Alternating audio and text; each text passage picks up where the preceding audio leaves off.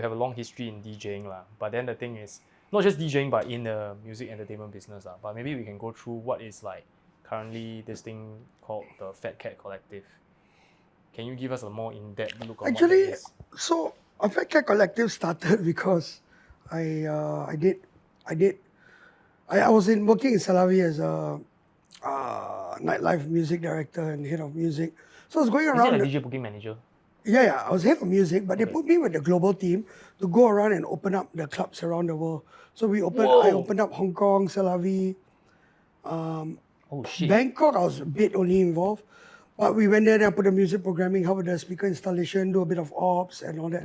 A lot of things, yeah. Yeah, so that's when I learned how to actually open clubs. So my ops director that time taught me how to read, like P&L, do operations, and I was like, wow, That was how many years ago? long man, 20.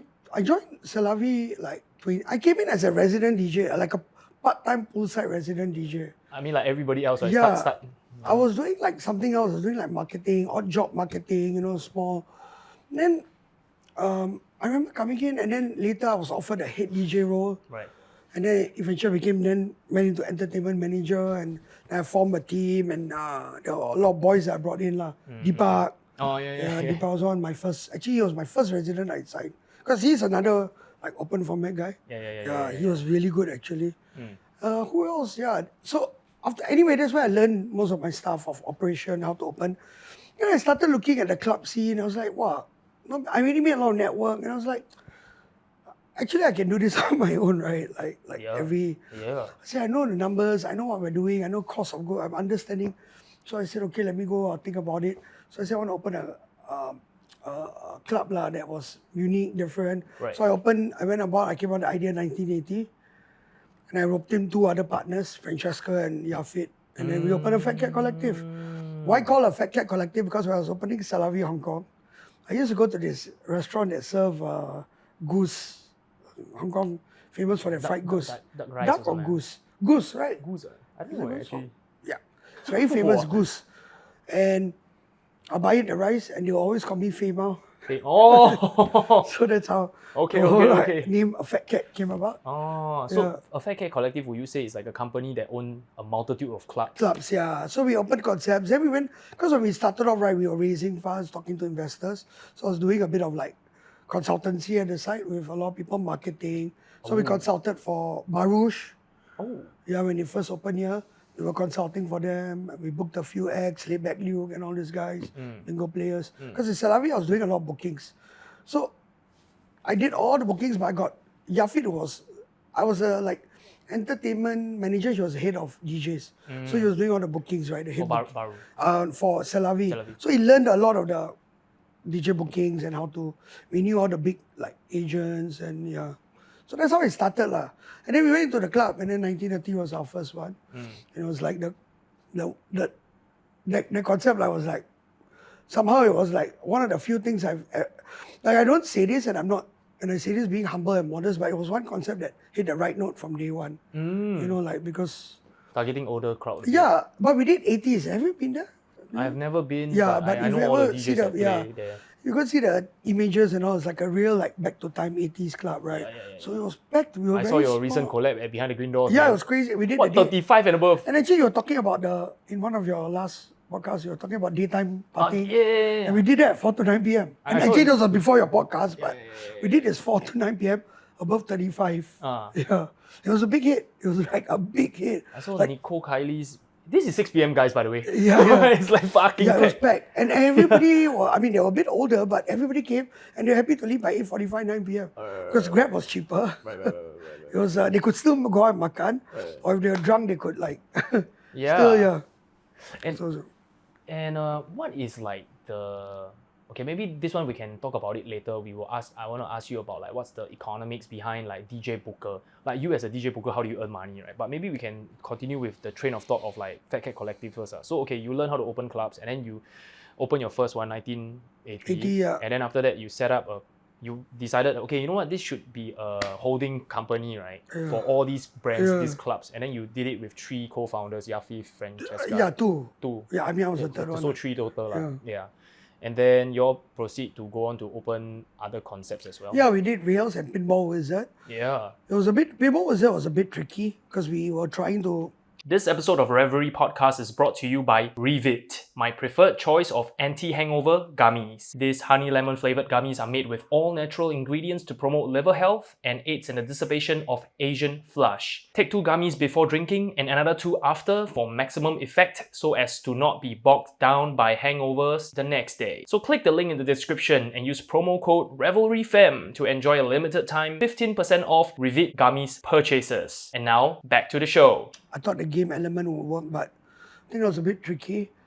It was a hit and miss. There is they sort of push in the 90s, 2000 because in Singapore at that time no one was touching that. You know, it was a pop-up party, but no one was actually anchoring every Friday and Saturday or 90s, 2000 hip hop. So I wanted to be that joint.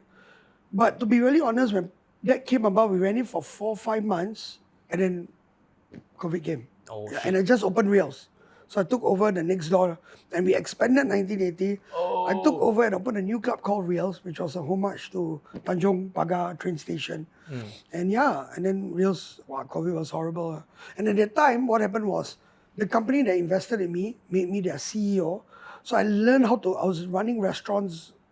I was like becoming, I was in charge of all the restaurants, bars, and you know, it was like a big thing.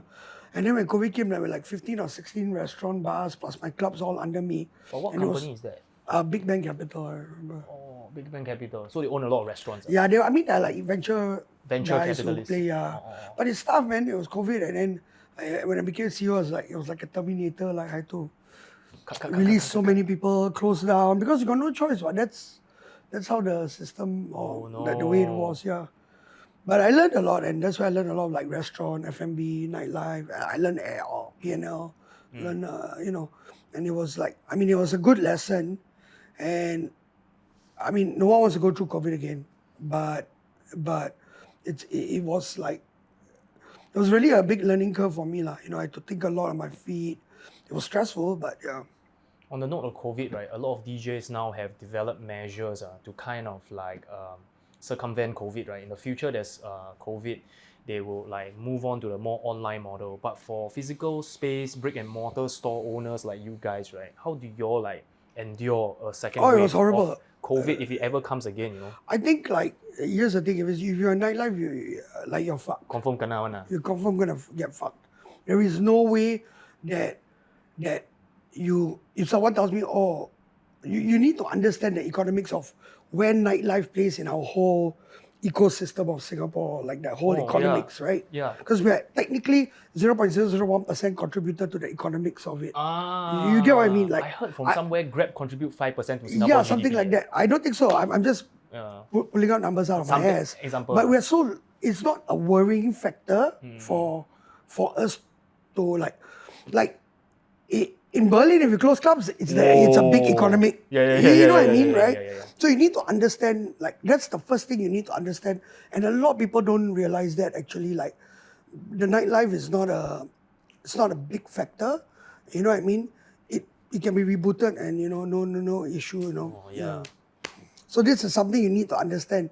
So if people do this, you need to understand, like, we are really not we're not big. Our ports cannot close down. That's our, that's our biggest contributor. Like, MBS cannot close down. That's why MBS still could, Like there are a few things that, I think this is just my assumption, not I went on internet. I'm just seeing it. So I think like for me, like, so like Berlin, like, London, you cannot close all the pubs. That's why the economic, because it's a big freaking factor, right? If you go London, you want to go to your pubs, and that's why they were like very fast to reopen in the sense of boosting the nightlife. They were the first ones. I don't know whether it's the first one in the world, but they move faster than a lot most people wait 2 years, they 1 year, they open. Yeah, they already was doing parties, they were doing like crazy... the economy cannot sustain. Yeah, they're really trying to open crowd control. And the government, I mean, look at London now. They got a nightlife. What, night mayor? Not nightmare, they got a committee for it. Nightlife Business Association, something but it's approved by the government. It is a committee, it's a board of nightlife committee. It's approved by the government that actually overlooks it. But to come back to your question, COVID itself, I'm not sure. You need to prepare, you need to know this is the risk. And like everybody asks me, a lot of people have been asking me this, and I say like at the end of the day, you need to know like you better get into digital content lah, and figure how to move the needle away lah, like, and that's a good thing because it taught me my digital content improves so much, right? And I think TikTok and all. Yeah, everything improves so much already, which was good. You learn like things that you never realized you could do on Twitch to TikTok. To so many things improve, right? So that's where the boom of TikTok DJs and that's when everything started to boom up, right? That, what we call the TikTok DJs or the Instagram DJs or what, so. Like when you run Nightlife, right, do you feel kind of sad that you are not even contributing to 1% Singapore GDP? Like everybody in Nightlife can just disappear and Singapore wouldn't even sweat. Like do you feel like this existential crisis? I'm honestly quite sad, man, when I think about it. I do not know my facts are true because like I said, it's not, I'm just basing it on what I feel. Right. But it is scary and there's a reality, and that's why every time I remember. You can ask Ben the story when he called me and we were talking about how to progress. Ben Teo, right? I think I asked him the story. He called me and one day we were talking and told him like, hey bro, don't do DJing, go learn how to do booking, go learn how to do marketing. Everybody, any of my guys in the industry called me for advice. They said, hey, don't do DJing, go and learn how to do marketing, go and learn how to do, you need to understand where you are in the economic standing. So, and that's why I went into operations because I knew like, if this didn't work, after I lost all my clubs and bars, people call me, hey, can you come and join me? Can you come and open restaurant? Can you come and open bar? So I did a lot of consultancy projects because I was trained in it already.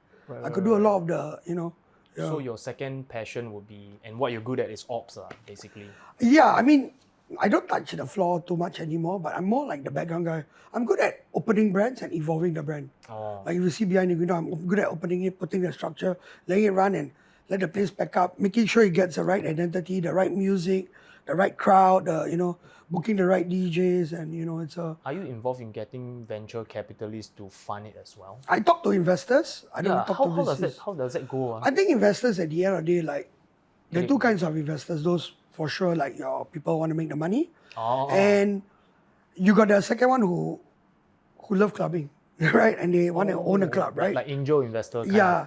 So in my theory, there always is two. The ones that who are a bit like put in a bit of money and say like, okay lah, I want to own a club. I like the idea of like me being an owner of a club or an investor in a club. So when you talk to them, you have to appeal to that idea lah, that notion, like play to that. That it's a pet project for them. It's a passion project for them. Okay. So they want to so you need to go in knowing who your investors are, right? Yeah, but at the end of the day, everybody wants to make money, right? So when you run a club, there's no way you tell them, hey, invest in me, but I'm not sure, I don't think so, can make money, but it's passion. You cannot do that lah. You have to tell them there's ROI to it lah. Right. So the funny thing for me is like, anyway, I've been seeing a lot of your podcasts and all your talks. It's interesting because everybody has been talking about nightlife. And everybody, and there's one thing I realize is the POV of everybody. A DJ's POV, a ops POV, right? Owner POV. Owner POV, right? And everybody is on a different, weirdly is actually have a different view and wavelength. Yeah, what's your point of view? Is Nightlife going to shit? No, it's not. It's not, right? According to PNL, it's not. So it's not. So I know I see a lot and people will call me out on this, but I'm going to give you an example. This happened recently. I don't know which date, but check it out. Okay. On one weekend in Singapore, we had Jael playing. We had Sam Divine behind the green door. So these are big name DJs like in the house scene, electronica scene. You had Frankie Rizardo at Selavi. You had this Japanese DJ that Rasa booked. His boiler room and Yotsuke Ikimatsu. Yeah. You had him, right? But that was a happening week, man. Yeah, 4 DJs were playing on a Saturday, right? And other bars and clubs were running as well. Yeah. And I'm going to tell you this. Behind the green door was full. Slam. Jael had a good crowd. It wasn't packed, but we had a good crowd. Rooftop always posts a consistent crowd. Yeah. Frankie Rizardo was slammed also. Yeah. Rasa was full house and they had to stop tickets and do a Sunday extra show. So now my question is, where did all these people come from? Because they say people are not clubbing, but technically it was like 5,000 people or 3,000 or 5,000 people clubbing that night. Yeah. So there is something there. But nothing's enticing them to come out. That's the question right there lah. So it's very interesting because that day we were talking about must we be a unique selling point versus a consistent selling point, right? So, and this is my theory. Unique selling point is if a Michelin star restaurant comes here, that's a unique selling point because they're going to do a dish that's unique, logically. That's my opinion. But those guys are the ones that when they pull in the crowd, they pull in once and then that's it. Right? But because, happening once. But how many Michelin restaurants you go regularly? Yeah, precisely. Right? I mean, love and respect to the Michelin boys. I love my food, so I will make it a habit to try, regularly. Like some... Support a bit. But would you know, if I told you now that this 2-star restaurant in Singapore is redoing their menu, would you know? No. Exactly my point, right? Yeah. But I'm going to give you the flip side. Consistent selling point. What's consistent? Hai Di Lao. Straightforward. Yeah. There's nothing... Simple, plain and simple. Yeah. It's consistent. Whatever time you want, people know what you get. Hai Di Lao. People know what new flavor of soup is there and they'll come and tell me, bro, try the tomato or try the collagen with this. I'm like, what the? Like, how the fuck do you know this? So, I went. And because they are regularly going. Yeah. Right? What is your regular go-to place? Hai Di Lao, Din Tai Fung. So this consistent selling point is the one that, I was talking to a housing agent and I said like, to today, every housing agent still goes online, sells a house, right? And they do their videos, they talk to the camera, wow, look at this. But do you know what is the consistent? There's nothing unique when they sell the house, What is a consistent selling point? Which is the nearest MRT station. Yes. Which is the nearest school. If the school is a good school, yeah. Everybody like, wow, ACS or, something, right? How far is this? Sheltered, bus lane, how many minutes away from town, blah, blah. All these are consistent points because we are Singaporeans, we are consistent. Yeah. But if you tell me this house located in Jurong, overlook Jurong Port, you think we care? Yeah. The vibe's not but if important, you go to, man. Yeah, if you go to Australia, they sell vibes. Yeah, correct. Located over the mountain of Dandenongs, and you're like, wow, and people buy it, right? Yeah. So that's... So we need to understand Singaporeans, man, our market. Yeah, and that's the thing. And that's where it comes back that when you do nightlife, you have to be consistent.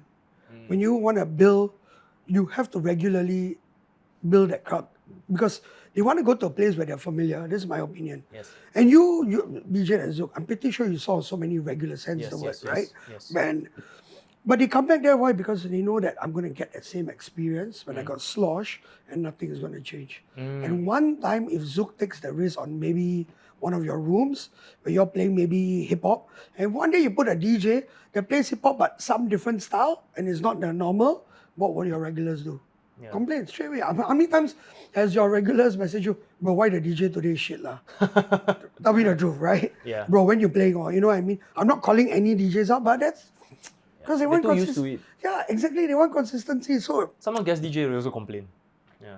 So that's why it's so tricky when I book, which I know you'll ask me later about DJ booking, but that's why you have to look whether it's consistent to what you do. If they take that sound, it's consistent and they elevate it, you know what I mean? Right? But it cannot be too off the grade, too off the mark, and too, self-centered, educative. Like our crowd, I don't know, I hear a lot of debate, you need, as a DJ, you need to educate the crowd.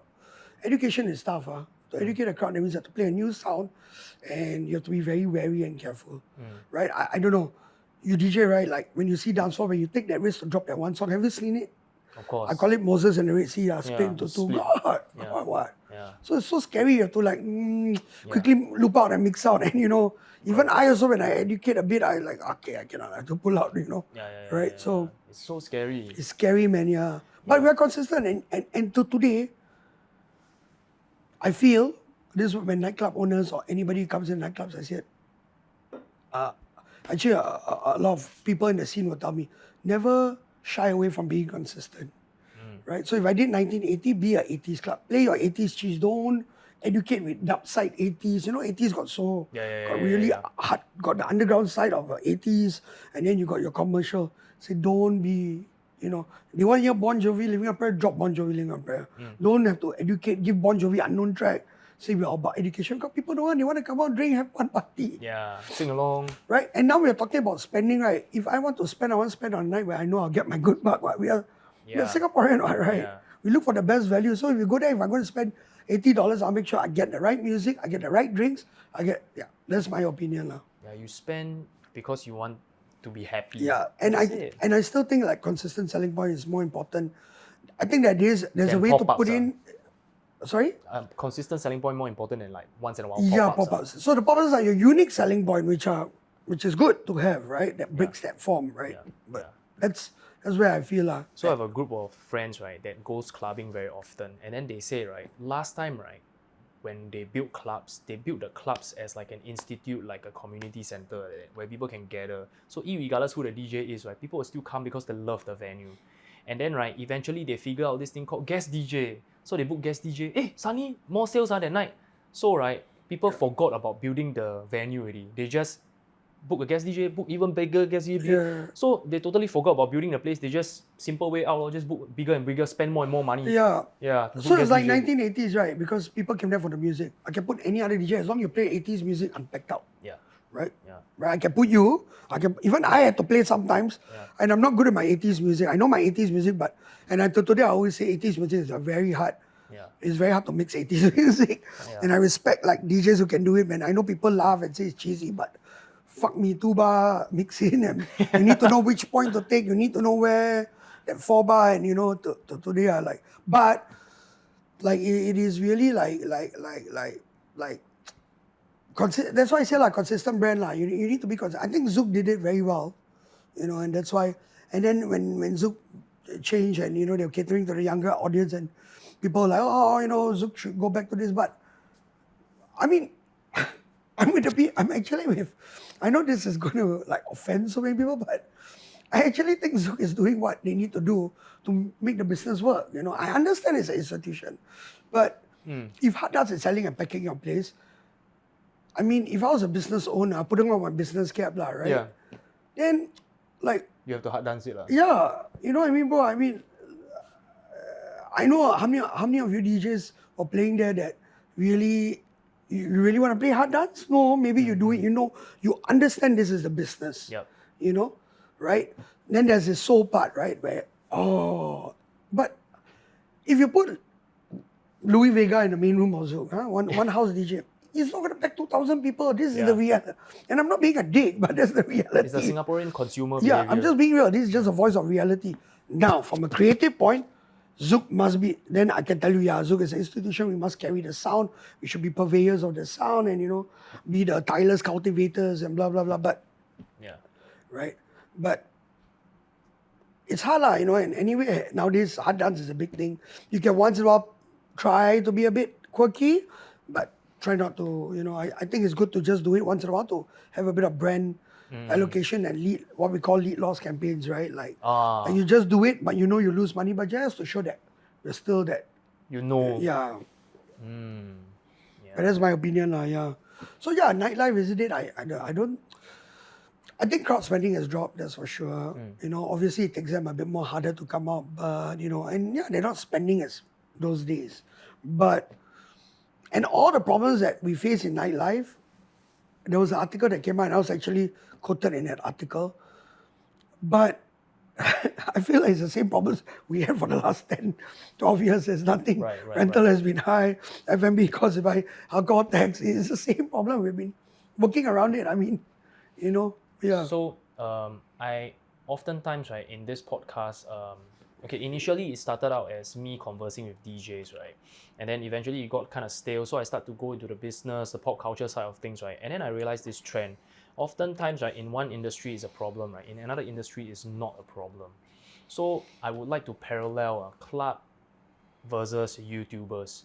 So often, do you know that you can monetize views from YouTube? Yeah. Right. So for music niche, right, it's typically they call it $3 CPM, so $3 every 1,000 views. Views, yeah. Then if your niche is more expensive, the CPM means click per cost per milli. Oh, cost per minute, sorry. Cost per milli, so per 1,000. Okay.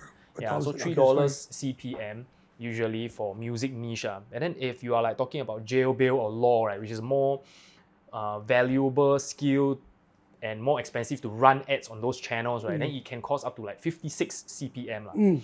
But whatever it is, right, it is still very little money. So like 1 million views, right, will only net you 3K one-time payment. Yeah, it's like Spotify streaming, isn't it? Yeah, it's kind of small. So oftentimes, right, YouTube, there's a very special trending content called how much I earn this calendar year. Then you see the pie chart, always 10%, 20% is from AdSense, which is the view money. 80% sponsorship, you know. Yeah. So I think for now, because especially in the country of Singapore, right, everything is so expensive. If we are solely relying on alcohol sales and entry fee to earn money, right, then we have no choice but to keep increasing the cost, and then it results in less clubber want to come out because it's so expensive, right? Shouldn't we start implementing more sponsors into the mix? Or is it harder, easier said than done? Firstly, I don't know. I think alcohol sponsors across the board have dropped also in supporting, right? Oh, but not just alcohol sponsors. I mean sponsors across the board. Board, yeah. So maybe I do not know, but you know, we still get some sponsors here and there, and you know, there's some good ones there that support it musically and all. Yeah. But well, do you know how important actually really, like, for me, I feel like the door is a very important Cover charge. Cover charge is very important. You know, I know people will say no, but it really helps a lot in that sphere. Can you review like how many percent earning is from cover charge? Yeah, you can. If look, bro, look at this. If you're doing $35 per cover, like you do the maths right now. If 200 people come, that's $7,000 in the door. You know, that will cover like more than 50%. That covers like 3 people's salary or 3 like part-timers salary. Yeah, you know what I mean. Just think about that. So every time I take guest list, which has been always the biggest guest list versus paying customer, that's the part that we have to balance out, right? So for me, I'm a bit particular that I keep my cover charge, right? Your question is, I feel like my theory. Okay, so my theory before I get into this is, if you have a cover charge, I think when people buy it, they will stay there longer. It's like you buy a ticket to the zoo. Yeah. Will you go in 5 minutes? Commit, come you commit, yeah. Will you go in 5 minutes? Yeah. That's my. So expensive. Yeah. I'll look at it and go like, shit, fuck, $45, or I better go catch some tiger. He better be roaring or loud or whatever. He better be like. better see some tiger. Yeah. He better be mating. Yeah. Yeah, I better see the, Correct. But I think cover and alcohol alone shouldn't be so pricey to a point that it deters people from coming. It has to exist. Do you think like, this is the hard part, because there are 2 schools of thoughts. One is it deters people. Some people say if your place is good enough, people don't give a fuck about it. But in Singapore got such a place, man, where cover is like the place is so good until people are willing to pay. Is there a place like that? I don't know whether I haven't done enough research. Yeah.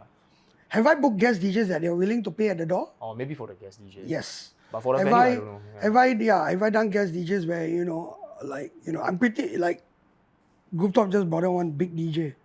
Baby J. Baby J, right? Fuck, like, when I talk to them, they're like, people messaging them like, I'm willing to pay. I was like, I don't mind, but it's not about that. But, which then comes back to get your tickets faster. But, yeah, and I booked one DJ also, like, who was it?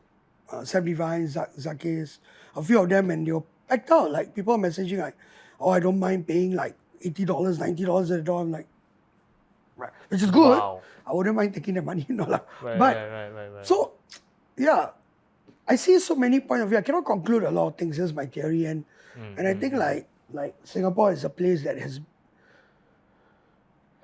Firstly, you must know the flaw of the nightlife system here is we are too close to each other in clubs. Floor of the. Yeah, like basically, if you go to New York, if you like another club, you'll be in another. You have to go into Brooklyn, which is another 40 minutes, or you know what I mean, right? So in Singapore, if I don't like this club, I just want to go down the road. I can go 5 minutes, take a Grab, right? Yeah. So Grab is cheap in travel. Yeah. Right. Yeah. Grab is not cheap after at night, but and that's why they can discern very easily. Sometimes it's a spot for choices. Right? And that's why that day someone was talking to me like, oh, should the government allow, like, I think one of the articles that came out, we should be lenient with entertainment license and all. That means if that happens, every bar in Singapore can put a DJ. It means the bar downstairs here can technically put a DJ. Then what happened to the guys who actually go out there and play? And then there's a saturation, That means technically I can go to my neighborhood bar and hear a DJ play. Is that a good thing or bad thing? I do not know, but then there's this. Oh, that's a good point, huh? There's a very big saturation right there, and people don't see that. But that's actually where all of us actually get hurt. Then what happens, bro? Then where will you go clubbing? I don't need to go to to behind the house window. downstairs, Yeah, Sheng Siong's bro, clubbing. Sheng Siong open one bar, approved already. Yeah. Got DJ playing. And then Sheng Siong girls come out with a bottle. No, but Fruit juice. fruit juice. Yeah. You see the TikTok ad about the tiger beer at the coffee shop? They had the tiger Oh beer. yeah, I know. And Yeah, tiger beer, they came out with someone open bottle. But then everywhere can. So then you have that. That's why you need to police it properly, right? Everybody is coming out and saying to me, oh, you should reduce this, oh, they should be lenient. They should look at it case by case. I agree. But then what happens, right, really? For the actual operators. Yeah. And the operators can say it's good for me. Maybe alcohol extension license, they can review it. But the operators will look at me and go like, wow, today I'm not packed. That means Zouk is going to struggle because all the young kids will go to somewhere that will be cheaper, sell like $8 beer and can put a DJ. It's okay already, right? Right. And that's where, you know, it just becomes too much and, you know, the whole thing will collapse, technically. And because Singaporeans are spoiled for choice, do you think like clubs have to take extreme measures to kind of be competitive, like basically? I think Singaporeans are spoiled for choice, yeah. But I think they got every right to choose. I mean, I know like whatever. Of course. Because like there's certain clubs I go and I don't like it. There's nothing, you know, nothing wrong. It's just that I'm not into this style of music and, you know, it is. So, I don't know, what was the question? Sorry. Like, does your club need to be like super competitive, or Yeah, my need, cover charge must be lower than yours? Yeah, I think it is. But at the same time, so when I opened 1980, next door to me was Kilo. And I had two options. And up ahead was Club Street. Club Street at that point will close the whole Club Street. I don't know if you remember. And they will put all the chairs on Club Street itself. Oh, yeah. And fucking drinks were like $12. Then people opening up this $88 bottle promo. I don't know, you know, knowing like one famous bar that was, I can't remember. Then you can get like Hendrix for like 68 plus and stuff like that. I was like, whoa. Yeah, it's quite happening. Yeah, it was happening. On the road, yeah. Remember? And I came in and everybody told me, oh bro, you're going to be dead if you position your price higher. But I said no, because I looked at Kilo and I made sure I wasn't cheaper than Kilo. I wasn't higher than Kilo. I made us even. So it was a fair playing ground, right? And I put the price accordingly. You know, there's certain drinks that I might lose and I'll tell like, okay, maybe they got rum that is a bit more pricey. I can afford to take $1 because it's not the highest moving thing, but I knew how to play the margins. Yeah, but I just knew like that's how it was going to work and I stuck my ground. You know, and people came. And the first 3 weekends, it was packed out. But people came and complained to me. Everybody came to me and said, like, oh, you know, I go down the road, Hendrix, got the A++, right? And you know, your Hendrix here is like X amount of money. Why, you know, I can go there and just drink. You know, then and my question then what brought you here? Damn. And they looked at me like, oh, but I said, what brought you here? Exactly lah. So. I mean, that's why I just say to them, what brought you? Because explain to me. You are right. I told them, you're actually right. It is cheaper there. But what brought you right here? For you to have a drink now and complain to me about my price. Can you put a price on vibes? Correct. Like, so they tell me that. So I'm not selling. Actually, to me, I was selling the whole package. Like, if you go into 1980, I still remember like paying attention to my coaster. My coaster were discs. You know, and people steal a lot of that. Bastards. Yeah. They're still like that. Yeah. It was like, you know, too dope already, yeah. The end of transmission, that colored thing, and you know. I'm not too. It's on TV, you know, the end of transmission, that circular thing. Oh. So that was one of my coaster, discs, stuff like that. Yeah. It was all on point. Like everything, you come in, the arcade machines there. It's all like Donkey Kong. There's a lot of cool like stuff, and you know, and our tidbits was Muruka, and you know the old icing, the old biscuit with the icing. The pink, green, white. And that was all our goodies, yeah. you know. Like, so people came there, were like, travel back in time, sir. Yeah, everybody's like, oh shit, and then drinking and partying. Some of the sugar also made them high, but Wow. So I was very particular about all this, and I felt like that was it. Like, if you pay attention to the details. Yeah, I really think so. And I think that's why I want to do like with behind the green, pay attention to detail. I'm still not there, but it takes a while to keep paying, you know, like we walk in, get the experience from, Before we move on to behind the green doors, right, I need to ask you, right, can you kind of put a price on vibes? Like for example, right, this place sell $100, right, and super good vibes, right, but another place sell $80. So obviously I'll go to the $100 place because the price quite near, right? But what if this place sell $20 and this $100 but with the vibes? Can you kind of put a price on No, vibes? not really. I think at the end Or of it's the day, really based on feel or what? yeah, it's feel. If you pay $100, it must be worth your money. Have I gone out and paid a bit like 150, 200? Yeah, I mean, I've gone out before and spent $150 by myself alone drinking. Right? I'm not alcoholic, but Yeah. but I had like 5 or 6, 7, 8 beers and I realized, fuck, I should have just opened a bottle. But I just like the energy. And it can be even a place like, I don't know, it can be like a bar that has live music and suddenly I'm just digging it. I'm like, oh, wow. And me and my friends are, wow, fuck, this is damn cool, everybody's. Yeah. Next thing you know, we're all like, oh shit, our bill is, So, I don't know, I feel like, when you walk in, you just know, like, okay, this is going to be a place I can drop $1, or drop a dime, sorry. True experience. Yeah. I really don't know how to explain this part, and people will tell me 5,000 things, oh, you should do this, you should do that, you should make sure it's sell. And I've been hearing this term, that selling vibes. But it's so ambiguous. It's such a big... Yeah. Because vibe means your music must be on point, your lighting, your service. But there's some places I go, there's the most wretched service. I won't name. And it's a premium club, we won't name it for the sake of not embarrassing. And like, I've gone with spenders, we spend like 1,000 plus and we don't get the service that we want. You know what I mean, right? So... Because, right, I was reminded of Alan's show. And then Alan, oftentimes, right, the show, right, they will have like special segments, right, where they will play like The Price is Right or something like that, right? And then the guest for the day is Bill Gates. So they make Bill Gates play The Price is Right.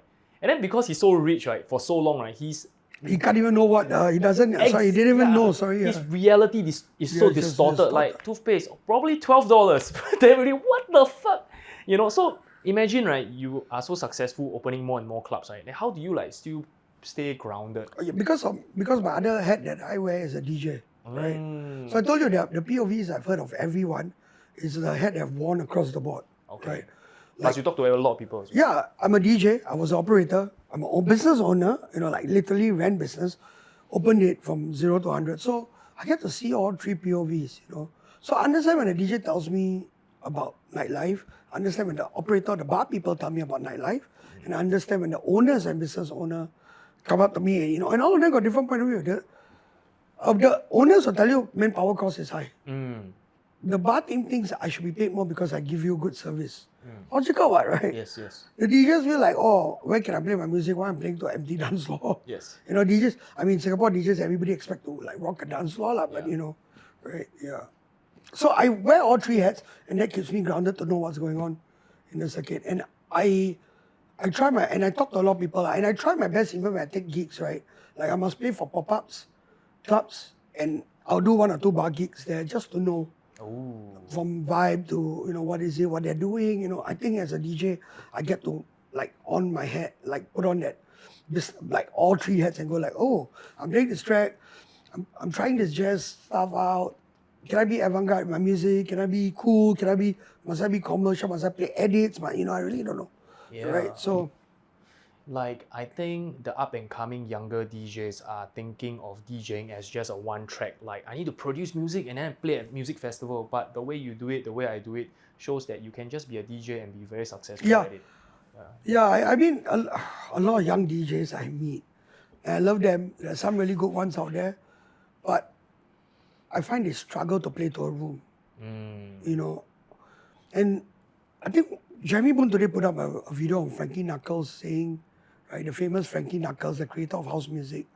He said, like, when you go and play records, don't play for a DJ, play for the room. Play for the audience in front. Right. And I think a lot of the younger DJs don't actually do that, right? And I think like, okay, I got like OG Veritas status here in the scene. I would like to think that. So when I come in, they kind of recognize. So you can see that like trying hard to impress us, if I come in with an older DJ, which I know I'm walking in and you can see some of them like, that's Joshua P, that's Raaj, that's, like, oh, okay, And sometimes I feel like like, and I can hear them, I can just, and I know that, I'm there, and I can just hear like, man. They switch up a bit they're because not you're there. They're not playing to the room, man. They're not playing to the room, and I'm impressed by people who play to a room, and I think that's very important. If you, and that's why I like a lot of the open format DJs, because fuck, you put them in any room, they can kill it, man. If I have to be underground, I know how to deal with it. If I have to be hip hop, I have to do mainstream, I have to be, I understand, So there's so many different school of thoughts of DJing.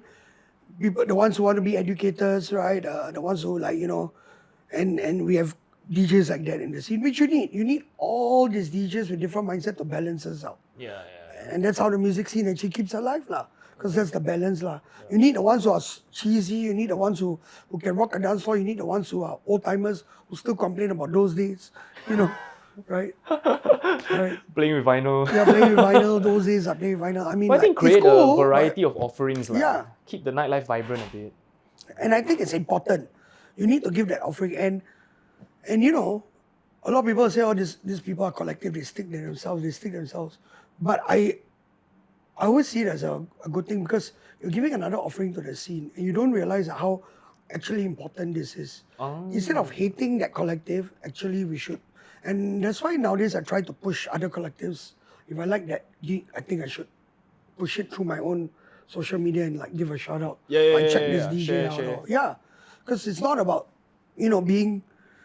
It's just about like not hating on this collective. And then if I do that, oh, this collective is so like that, the DJ's arrogant. I was like, but they're really giving an offering, right? So, and I think it's important, and that's the way in our Singapore. And I've seen a lot of your videos, and you all talk about the soul of nightlife, the creativity of nightlife as a DJ.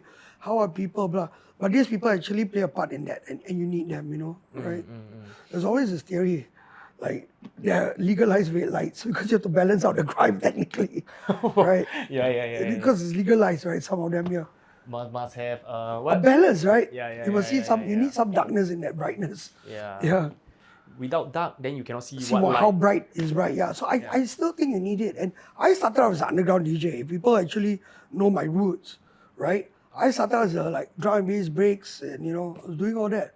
Then went into I saw other DJs play this. I went to go try Chicago house, Detroit techno, stuff like that. And then breaks, I was trying so many different sound, and and it was tough, man. When you try to be try to be something that, you like the sound, you want to try to push it, wow. And you play to 5 people, you can eat your soul, man, sometimes. Yeah. So after a while, I started, now I'm different. Now I've gone more of a cultural approach to my sets, right?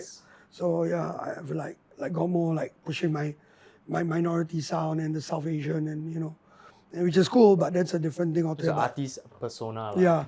And today that works, it's I don't play commercial, but I can drop a Tamil song that was played by my father and all, and I can drop it a set, and kids to people my age coming up to me and say, oh my God, I remember my mom hearing this and this particular Tamil, because we have second language in Singapore, so that's a good thing. So you can drop a Chinese song that someone grew up with, right? I remember one day I can't remember who's that DJ, and he dropped a Beyond tune, and I was like, whoa. Or was it from the Young and Dangerous or something? It was like yesterday for myself also, I was playing hard dance at the ending lah. Then end already. Okay, guys, here's the last song lah. Some chill stuff. I play Malaysian Chinese rap. Then people just what the fuck? Yeah. And you just drop it, and people go like, what the fuck? And that's important, because to me, the way we all stand out as DJs is pushing our culture. That's the truth, and that's culture. If you go to London, you see the Indian DJs push hard, yeah. Look, they are the ones actually now the Asian DJs are, to me, now rising in power, which I love. Right? Peggy Goo, Blue Claire. Yeah. Yang Sing, Jyoti. Jyoti. So many. I had a dream. It's now with Skrillex, Right? So these guys are Semi Vijay, that guy, the UK. He's Indian, right? Semi Vijay, he's Indian. All these guys are rising, man. And they're culturally into them, they never lose their. People say, oh, they're selling out, they're trying to use monetize it, but it's cool to see them push. Really cool to see them push the culture, man. And I think audience are smarter these days. They can tell when you're like faking it. Yeah, they can, yeah. And they know when you're real and I think they know when you're authentic. Also, And I did a mix of Rinse FM and I remember I dropped some Tamil Rinse songs. FM. Yeah. And Yang Sing invited me to do a mix and I was like, wow, excited. But I was thinking, like, oh, I'm out. Should I impress my listeners, do bass, do drum bass, go show my, who am I, blah, blah, blah. But then I thought about it and said, yeah, but I'm pushing culture and I need to keep at it.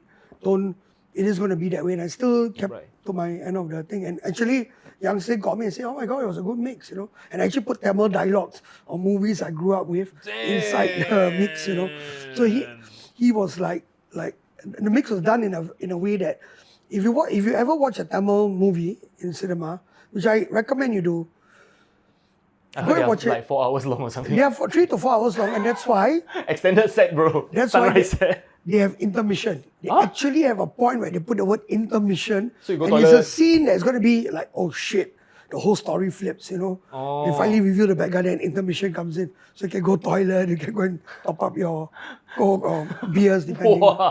And I'm not lying, and I know you're probably going to hear this, and this is the first time probably everyone's going to talk to you. One of our biggest actors in the South Indian cinema is Rajinikanth, right? Go, later we'll watch some YouTube videos and go and watch his movies.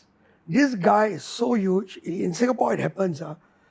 When his name appears on the screen, the whole theater erupts in cheers. Like it's a stadium, They're shouting, they're whistling, they're going crazy. And when the face appears, everybody goes loses him and they're cheering their hero, they're shouting, And I'm not making this shit up. Later we'll go on YouTube so you can fact check me. Okay. Say, yeah, Josh, this is fact check. But this is the truth. Damn. But that's the culture because in India it's like that. Yeah. And that's what I'm trying to do in my sets actually. Trying to push that. So when I drop certain songs, I'll play some what we call Dapang Kutu, which is the Indian drums. I'll put it in and actually they whistle a lot, right? The whistling. And I'll try to force it. And sometimes when I play it right, the crowd can join in. Yeah, and they start to whistle, they start to even that day when I did the warm-up for Yang Sing, when I dropped one tune, everybody started to whistle, which was so cool. Yeah. Because that's culturally what we are about. Yeah. I think that's Takatimi, that one. But the Dapang Kutu is more hardcore. When I let you hear it, the beats are it's like it's hardcore, bro. Damn. It's and when you drop it right, wow, it's like just a drum, It's like the power of that, yeah. When earlier you mentioned about collectives, right, existing, and then it feels like they are in their own clique, right? I feel like a lot of times people will say it's scene fragmentation. But potentially, I feel, right, if there's no particular collective, let's just say there's collective A, B, C, right? Then if C didn't exist, right, maybe those group of people that at collective C wouldn't even come out in the first place. Because maybe that collective kind of cater to their identity, what they believe in. Yeah. So there's a bit of inter they go over and support each other kind of way, right? Not really. Let's just say, okay, there's 3 collective A, B, and C, right? Yeah. And then we are talking about collective is kind of fragmenting the scene. Everybody's just in their own clique. Yeah. Right? Why are they not mixing together? Okay. Yeah. But then the thing is can you imagine if there were no collectives, right? It's just one big thing and everybody's supposed to come together, right? Then there might not be as many people coming out. Because I guess collective in a way, right, groups people that are alike and people that can tolerate each other. Yeah. Maybe. Yeah. So that's correct. And I tell you something about collective. A collective is a chance for me. Personally, I will attend. I try. Usually I go quietly and attend a few collective gigs. It's for me to see who are the new young talents. Because that's where you source them, right? And you look at it and go okay, I want to book this fella for Behind the Green Door, or I'm going to book this fella for opening for this DJ. Or I tell James Silver or whoever, I get this guy, I heard him play, he or she, I heard her play, she killed it, right, yeah. So I think one other thing about collectives is it's important because weirdly, it allows you to actually pick them up, I don't know why, it's not scene fragmentation, I don't know why, that's quite a cool term, but I don't know, man. I think it's very important to have collectives. I don't know why, because I think they push boundaries. And you're right, I think people don't come out if you don't push boundaries. Because some people want that boundary pushing. Right? There's some parties I go and I'm like, wow. Like the ice cream started doing a 1,200 packs at respect and kudos to them, man. I think, Yeah. people can hate all you want, but hey, they're doing something, man. Yeah. They're moving our scene. I think at the end of the day, collectives, I think we can work better for sure. We can have a bit more of a union and unity, right?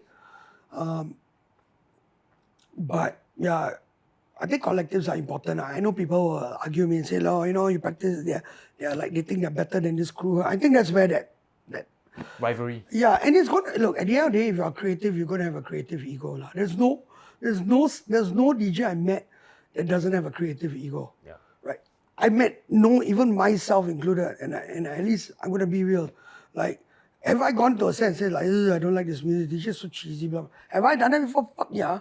Right. And if a DJ tells me like, oh, I've never done that before, please. Yeah. Everybody's got comments, opinions. And you're not because you hate them, it's just your creative ego. What you stand for. Yeah. And you need it. You really need to showcase this.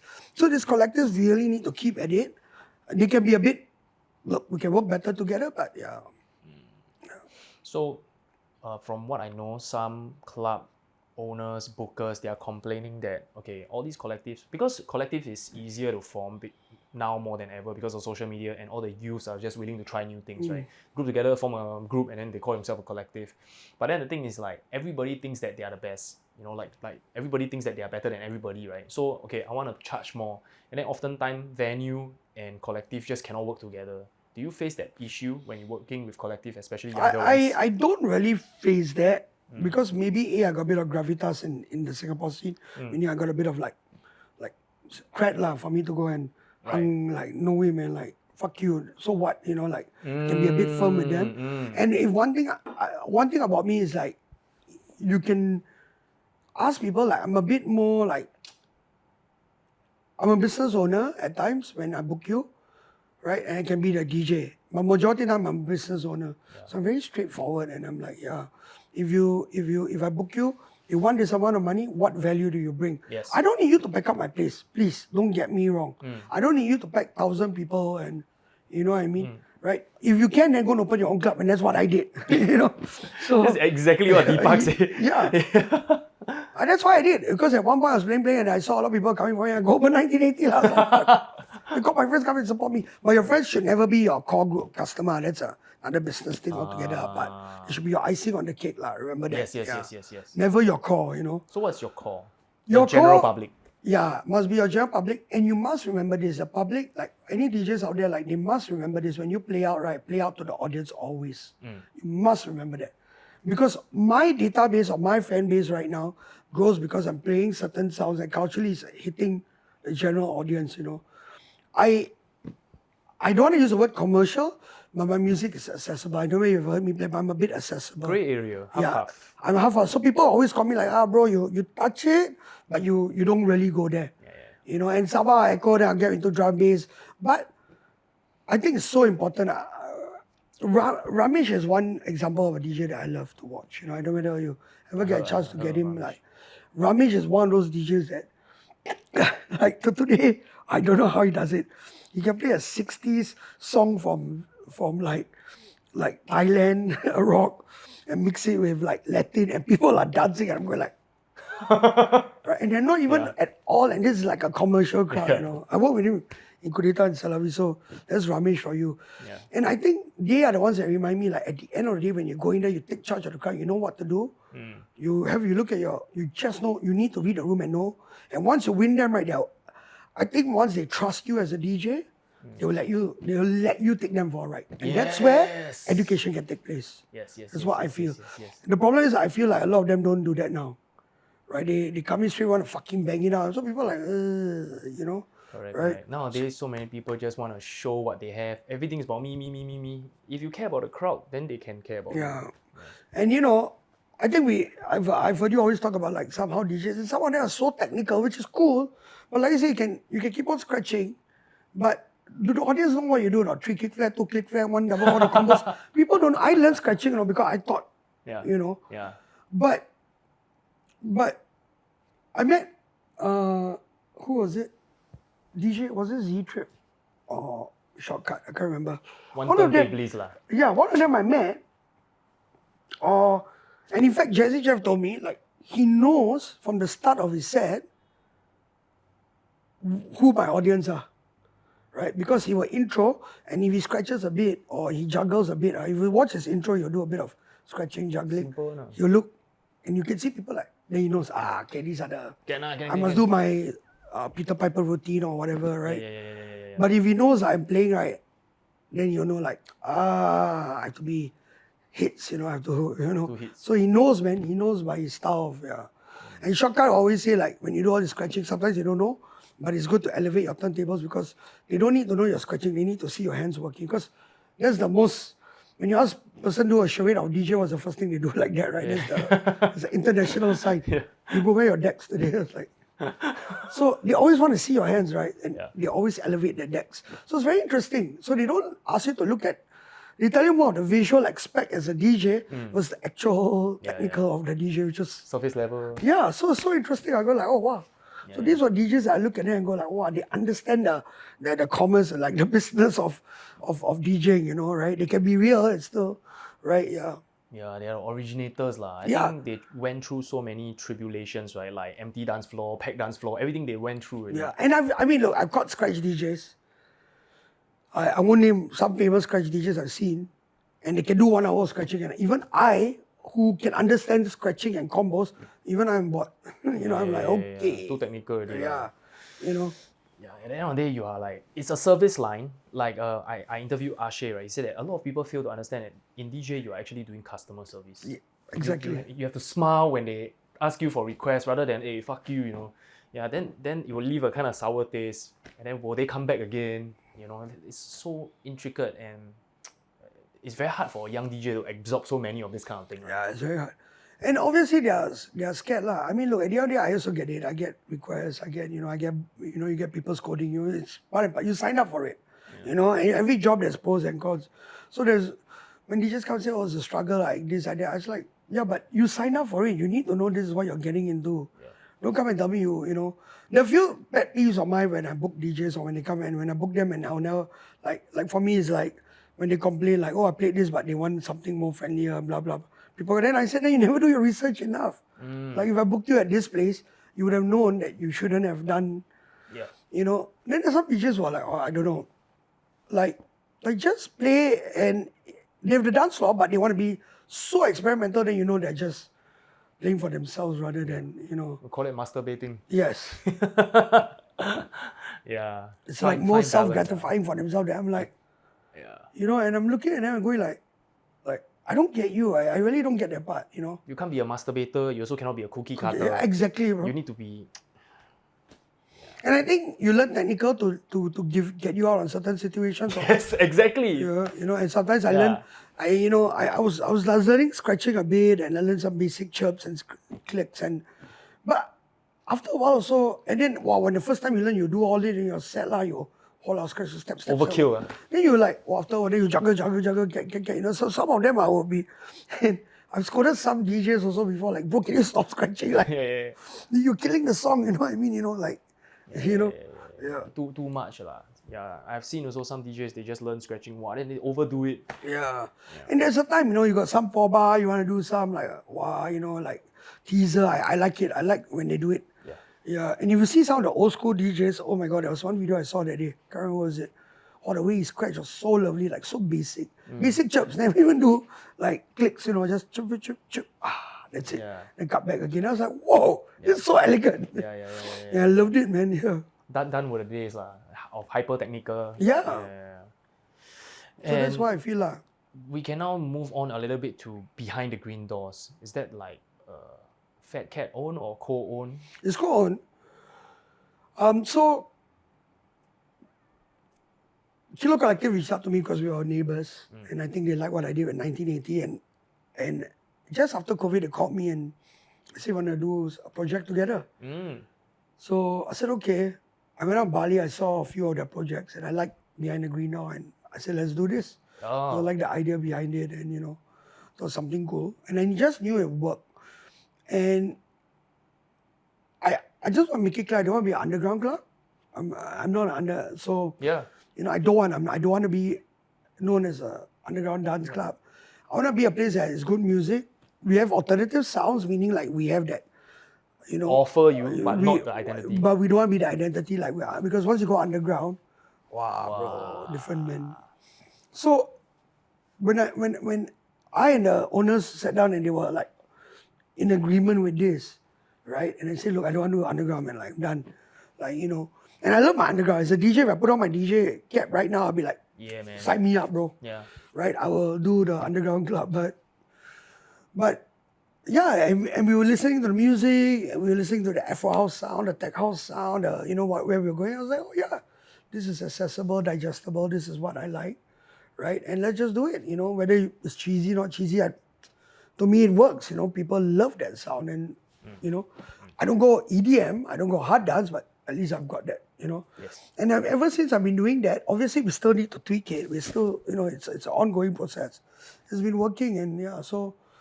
When Behind the Green Door started, I think we started off doing reno parties. I thought you played for one of it, but I've never, yeah. But I remember like we played, and we're still doing it. I was trying to find, should I do melodic house? Should I do progressive? Should I do bass? Should I do garage? Should I do UKG? UKG was coming in, right? Yeah. Should I do that selection by lane jersey? Saturday selects. Yeah, I really was trying to think, a different style, and I tried a few experimentation, and there was certain sound that worked, which was the Afro house sound, and the house sound, and the piano, the tech house. It worked, man. I was like, oh, okay, this is the way we're gonna do, right? Yeah.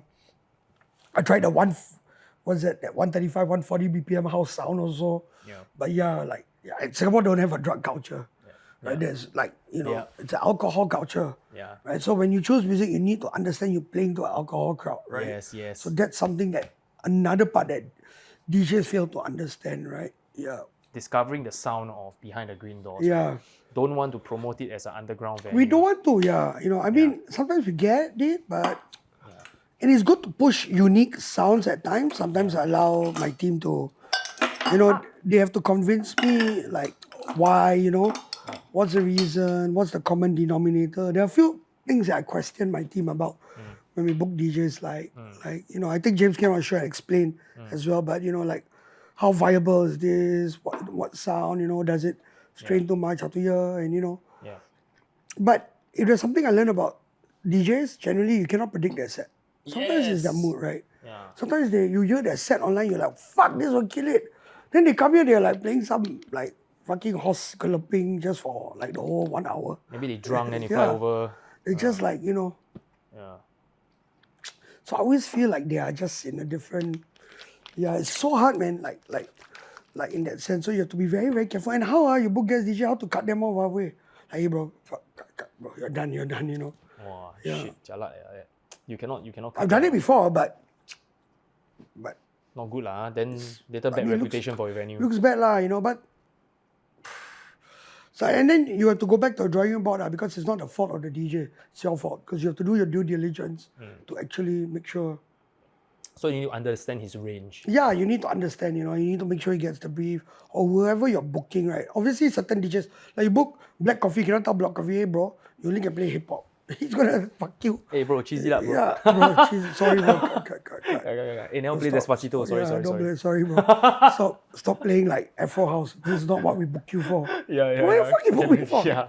So obviously there's certain DJs that are expected to do, Yeah. So I think that's important. But yeah.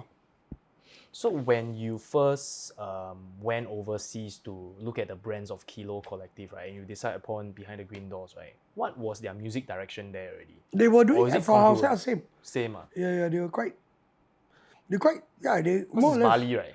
Yeah. Oh no, this is like the literally What they call it, the destination. Tulum vibes, is it? Is it? Tulum vibes. I don't know. So I guess so. That's what they say, but yeah.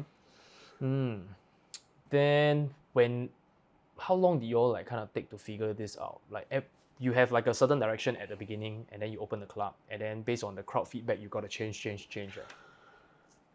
Wow, a long time, man. We opened like through renovation parties. After we stopped for a while, it took about, it's still taking me, I'm still tweaking it. What's renovation parties? So basically it came December, Chinese New Year, like before that. So we knew that there was going to be a halt on our renovation for a while. You know what I mean? Because we were waiting for we ordered furniture, it didn't come in. So we still had the space. So we said, let's put speakers and just do a pre-renovation party. So it was when the first time we threw parties, it was super raw. Like, so only the LED lights working, the plants weren't there.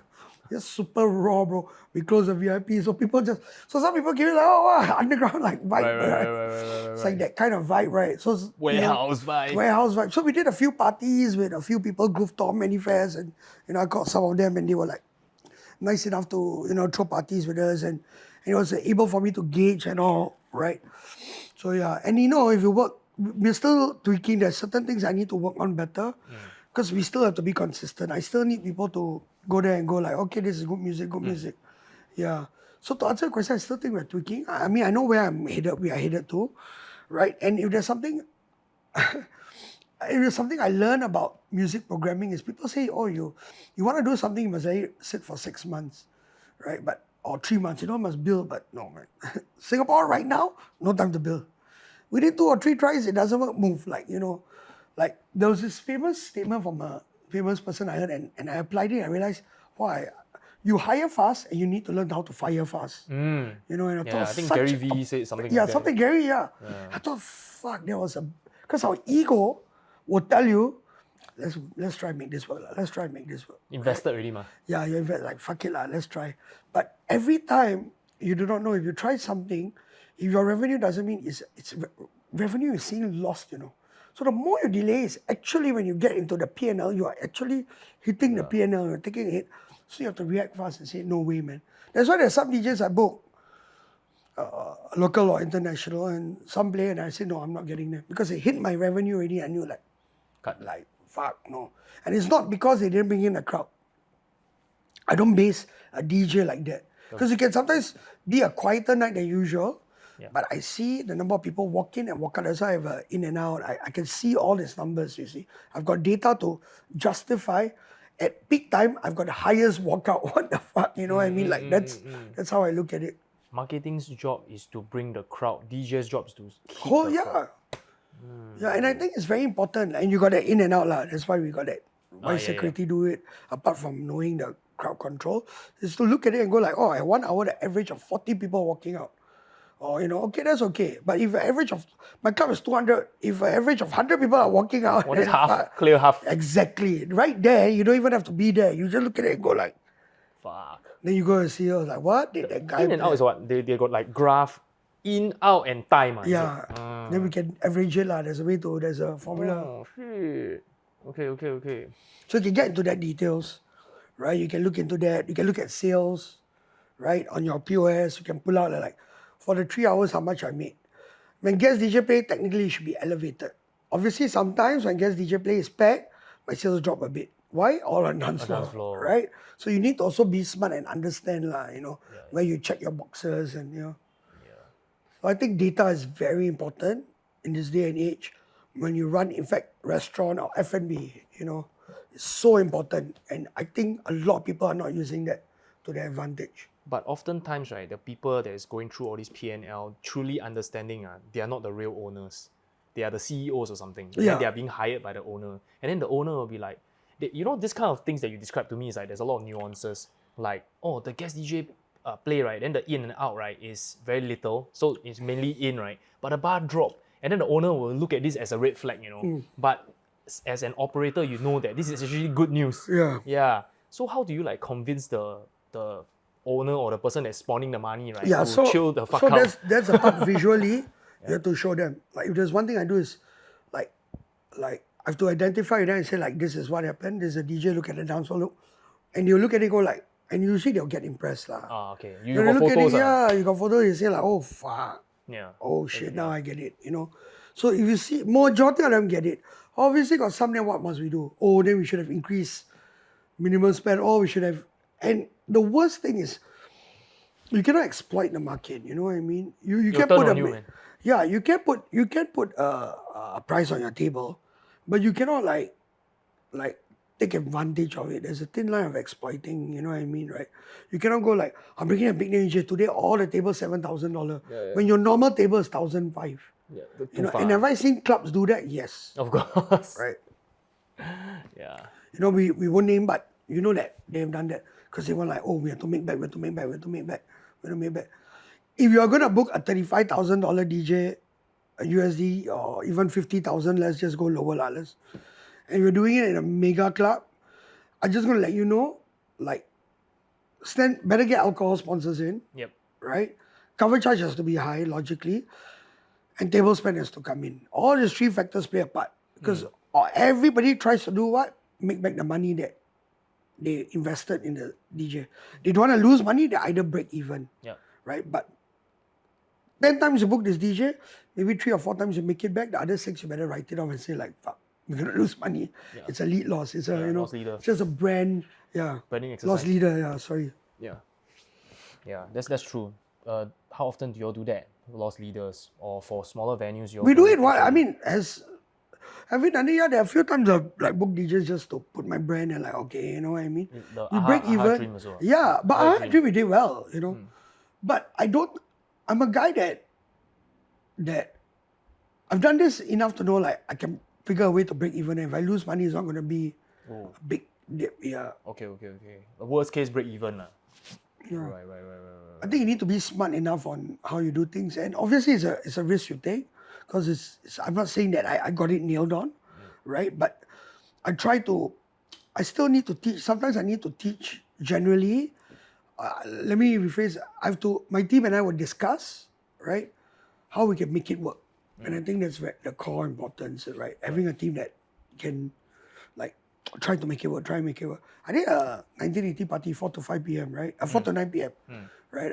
35 and above, and in I don't know whether it was an 80s party. We allowed 35 and above, and everybody. When I released it, people messaged me, "Oh, wow, you sure?" Wow, a lot of people challenging, Yeah, but it worked. Yeah, I can't even enter, bro. No, but we sneakily we allowed those below 35, but there were some rules. Like they had to tell us like 580s band. We made it hard, Okay. But reasonably majority of them were 35 and above. I still stick to my gun, and my team was telling me like, hey, no, can we do 30 and above? Can we do? I said no. There's a reason, because it's 35 and people want to come here and go like. They want to have other fellow clubbers that goes like, oh, remember those days, and this is what Human connection is the best way. To today, it's emotional cool, man. Is the most coolest way to market any brand. All your brands, they always all the biggest marketing guys say they don't sell a brand, they sell a feeling, they sell a, you know what I mean, right? Like Red Bull, yeah. Or Coke, they sell you a taste, or like sell you happiness. Sell you happiness, yeah. They sell you emotional. They don't sell you the product itself, right? Yeah. Sell the sizzle, don't sell the stick, man. Yeah, as like many something like say. that. Yeah, that's exactly it. Yeah, and so I think like you need to put this. I try my best lah. And that's why when I did 1980, I think that's why it was a big hit because we hit the emotional connection. Yes. At every point, clubs. I always say like, I think this is a little business of why I did 1980. When we go into clubs and we start to look at it, right? 1980 was a place where people could come as a group and party together as a group. I'm going to explain to you why. Because we play all the 80s and 90s music. Those are considered under which category? Sing-alongs. So that means you grab everybody, sing along, shout the whole night. All the friends will buy one shot all. So we had that kind of group dynamics, and that was so good. Because you go to certain clubs, it's all about picking up the girl, which guy is coming to our table, which girl is coming to, you know what I mean? It was a different dynamics. We didn't have that so much. Obviously, we had some sleazy guys, people here and there, but generally, so we were selling that. We were selling like loss. We were selling that feeling that was you had before this is where you experience it again, you never like, who was Pop Tarts never lose that feeling, So like to me, that's what we were selling, and people loved it. They came in here, and our place could have conversation. Not too loud, the music. No, it was loud, but what I mean by conversation, like you can walk in and you can talk to your friend. Fuck, remember that Sega font? Fuck, remember Puzzle Bubble, right? You will surely tell your friend something. Hey, fuck, Street Fighter, remember? No, I don't know whether I can remember doing Hadouken, and it catches you. So we were bringing clubbing in a form where it was just not about drinks and dance, but it was drinks, looking around, being curious. So it was so like, and that's why concept bars are cool. Because you go in there, it's something to talk about. Yes. I think Singapore should push more concept bars. Because they are the ones that want that, Having the draw, right? Everybody's got a freaking bowling alley, Yeah. right? It's got so much of draws and little things like, hey, we can go play bowling. Yeah. Hey, we can go play, pinball or, Yeah. I guess that's how we get people out, right? Because if clubbing haven't evolved for the past 50 years and it's still the same state as how it was, right? Just dance floor music, right? Then people will be bored already, right? And people got social media now, they can see overseas, wow, overseas got this. But my own country, supposedly a first world country, cannot even provide. Yeah, so it's like... That's true, that's very true. And then back to the point when you are saying hire fast, fire fast, right? I agree, but then, right, there comes a conversation with the DJ Booker podcast where Zushan is saying that, right, it is very hard in this way for younger DJs to grow because it is so competitive, right? Like if you play and then you fuck up, right, at a venue, wow, shit, then the venue, right, probably wouldn't ask you for a return really. So how can we still like develop the younger DJs? Or do they just, I don't know, play for pop-up more? I think the end of the day, I mean, look, I can agree to disagree. Because at the end of the day, if you book a DJ, whether they're young, you should give them a chance. But you need to gauge whether they're ready. I think that's very important. Right? You cannot take that risk because if I had a booker doing something like that, then I would really panic. Because that's my bosses will come after us. I got bills to pay, I got mouths to feed. Right. I cannot have someone tell me, booking is DJ, but give them a chance. No, I'm losing money. Right? So I'm not saying don't give them a chance, but do enough research or put them in hours where you know you can take that risk. Okay. Right? Okay. So maybe closing set. Maybe actually opening more scary than closing, right? Look, I think warm-up is an art, and I think a lot of DJs in Singapore cannot do warm-up. And I say this not being like I'm the best warm-up DJ, I'm not. But I'm saying this because I've gone in, I'm like, wow, shit. Why are you dropping, and the what, like I'm very, and it's very weird because really, my highest number of bookings I get is to do warm-up. Ooh. Yeah. Like for Jail to Young Singer, like a lot of warm-ups, conductor, and I got so much of like even next week I'm on warm-up duties. Right? So there is something that I'm doing right, which is and where the promoters or the bookers are looking at me going like, yeah, this guy warms up well and he doesn't overshadow the main act. No ego, support the act well. Yeah. And you must never have ego lah. This is something I always, if you go there and sometimes if I play, and someone say, wow, I prefer you over the act. And I was like, oh shit. Now I go back and look at my tracks and go like, what? Really? Yeah, I mean, it's a good thing. Yeah. But at the same time, like, did I over... Yeah, did I? I mean, it's just, overextend? at the end of the day, I'm a kind of guy that I really look at music in a very, there's a lot of science, right? To my approach of music. That's me. I read a lot, I understand it. I read a lot about music, politics. I really apply it and look at why, like this, why I dropped this hip hop tune, and there's so many books like that, history of house, and I can get into it. Yeah. But it's so important, like when you need to know, like the science of warming up or the art of warming up, right? And you need to really, like to me, I'm very particular, I'm that guy. Sometimes I feel like I cannot instill it because that's me. I can't tell a DJ, oh, you shouldn't do this, shouldn't do that. There's certain things I don't like. I don't like when a DJ mixes in. Today, when I do back-to-back, I'm a bit of a stickler. I don't show it.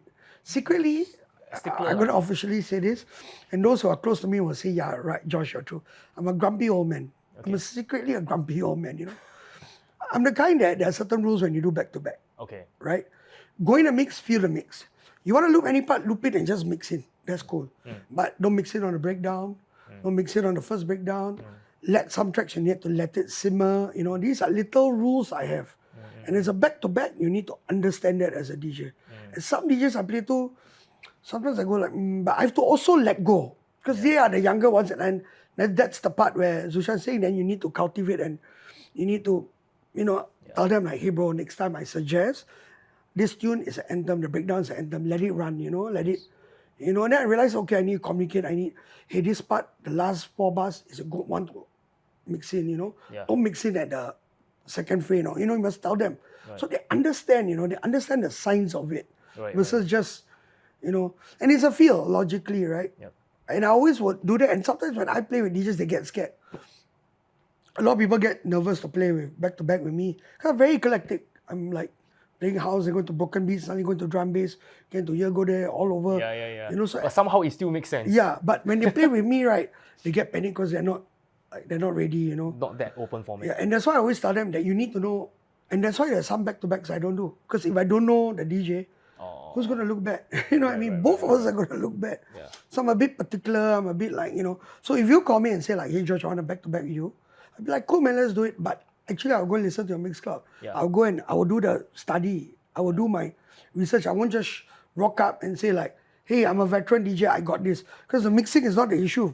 Like mixing is the easiest, which to me is a bare basic, right? Yeah. But you need to, Yeah, and when you come to a back-to-back set, right, you need to understand that you are trying to encompass half of the person's style and half of your style. Yeah. Yeah, and make it one set. Yeah, one set. So if I bring up the energy, you need to know like secretly there must have a conversation with your telepathic Yeah, conversation. it's just no talking, but somehow you know. Someone is going to lead. You know, so it may usually if I back to back, they're like, hey, you take the lead, or someone tell me, or they'll follow. But when they get too quirky, wow, it drives me like it's good to be eclectic, but like if this is a disco track, I suddenly get into acid and acid house, and I'm going like whoa. You know, find that. There's a way to back, you know, like if I hear your track, I'll find that common denominator. There's a bass line, there's a guitar, there's a violin. I can go into instrumental. Ooh, I can put the xylophone in. This will be nice. You know, you need to find that, you know. Yeah. And you need to, there's a few things where I back to back, I'll be like, hey bro, do you need the song to play out? Is there any main part you want to hear? I will ask. Usually I'll talk. You must communicate. Yeah. And you know, so to me, like I'm very particular about like all this. So coming back to young DJs, I'm very particular. I'm actually a very particular guy. Okay. But I've learned how to be less. I'm a bit more calmer. Now I'm 40.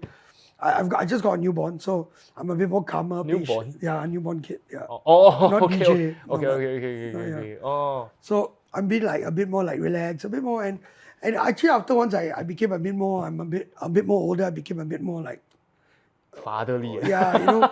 I used to be like every young DJ. I also went through the phase of playing the dance floor, playing bar grooves, playing early bar set, whacking anthems, you know, right? You know, not. So, I don't know. I think young DJs out there should learn how, like, study. You need to study your place. Don't go in there. A lot of them are finding the best tunes to play versus looking at a place and saying what tune fits that. Yes. That's two different approaches in my Yes. If you're going to come up to me and tell me, bro, I got this remix that's going to fucking blow off the roof, make sure it's in a proper setting. Yeah. Because you cannot be doing it in a fucking normal bar that, you know, serves 20 uncles there, and then you're dropping one cool UKG edit and everybody's going mental. And only one friend of yours vibing, which is okay. But, you know, Yeah. right time, right place. So and I think that's how I approach it that way. I will look at the venue and then go like, oh, I got these tunes will suit this sound, you know. Right. Yeah, you got such a big music library. I'm sure you can choose like 20 to 30 tunes. Yeah. Yeah. Must really do your homework lah, and especially for younger DJs, right? Wow, your library you need to plan. You need to prepare more than what you think is. Yeah. You think this is enough? No, you need to go even more. You did warm up before, right? Yeah. And I'm always, every position I do before. yeah, but for warm up for you, have you done house warm up before? Yes. And for you, which was the hardest? House, hip hop? I find hip hop very hard. I was a hip hop DJ for so many years until I like kind of stopped, and then I started to do house, right? And then my friends from Trance Collective asked me to go and play there, and I'm like, what the fuck you want me there? So I started to research a little bit about trance, right? Then I realized, oh shit, trance actually seems like the hardest to mix, man. Because house, right, is really technically break beats, right? You don't really have much melodies during the intro, outro, so you can really mix. But trance everywhere is melodies, you know. So you need to make sure melody don't clash. You need to make sure that the kind of drum beats also matches, you know. Yeah, so there's a lot more key elements. mixing and all that. Yeah. So I think trance is like more technical. Maybe for a pianist, trance might be easy. I never touched really trance. Yeah. But I mean, I liked it. I mean, personally, I went for a few gigs. I love a few things. I've got different elements of trance I like, but yeah. But for you, like, do you warm up for a house DJ, like a trance DJ before?